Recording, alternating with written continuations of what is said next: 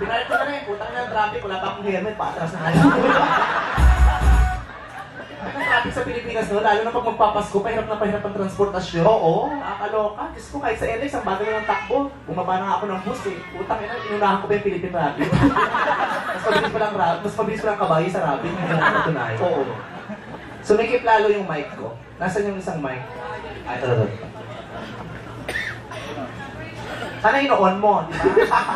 Ako pa mag-on? Ako mag-DJ ka mag-perform.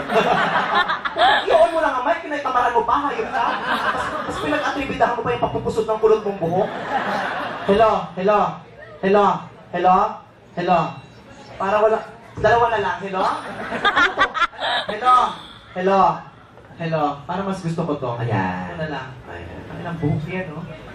Parang tago ng mga dokumento. Ano ba gusto mo to? Hindi ka siya mag-helmet dyan. Hindi ba alam ng kulot, salot? Talaga? Kaya ka na usong plancha, no?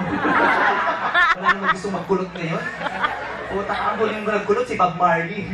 Taga-probinsya rin kaya yan. Sino? Nagawa ko yan sa probinsya nila. Sino? Sikat sa probinsya nila yun. Oo. Yan ang nanalo sa DJ Mixing Contest sa Maynila. Talaga? Oo. Tapos dumating ng Maynila, yan. Kinulong na lang sa DJ school. Hindi na pinalabas. Ang dami-daming tao. Puta ka, tingnan mo. Sino magsasabing maghirap ang Pilipinas? Ang daming tao sa mall. Ang daming tao sa kalsada, nagsa-shopping. Ang daming tao sa mga gimmickan. Pag ito karami ang tao, isa lang naalala ko. Ano? Yung ozone.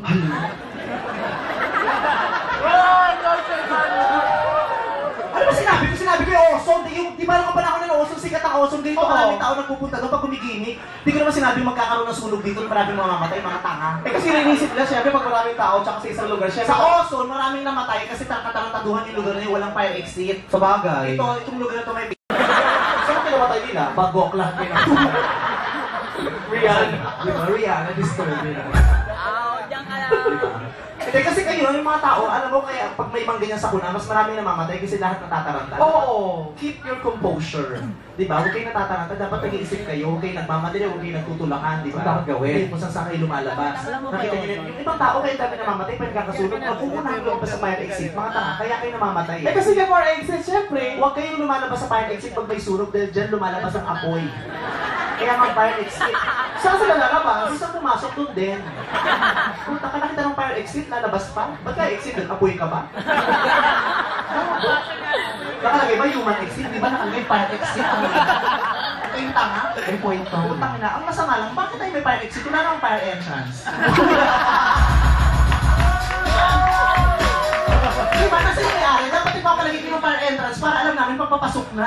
Gumagawa na. Hindi na nabibigla ako, di pa palabas na, tsaka alam namin mga lalaman. Eh bakit sakaling magkakaroon ng malaking sunog, ang iisipin nyo lagi, huwag kayo magtutulakan.